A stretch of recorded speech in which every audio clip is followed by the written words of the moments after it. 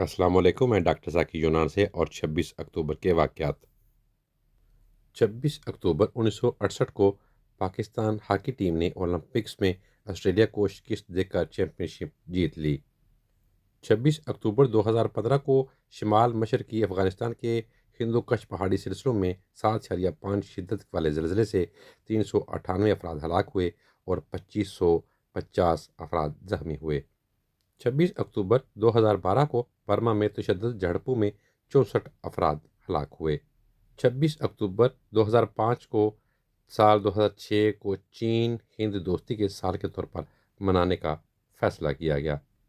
26 اکتوبر 1905 کو ناروے نے سویڈن سے آزادی حاصل کر لی۔ 26 اکتوبر 1934 میں مہاتما گاندھی کی قیادت میں آل انڈیا دیہی صنعت ایسوسی ایشن کا قیام عمل میں لایا گیا۔ 26 اکتوبر 1943 کو کلکتہ میں ہیضے کی وبا سے اکتوبر کے تیسرے ہفتے میں مکمل 2155 افراد ہلاک ہوئے۔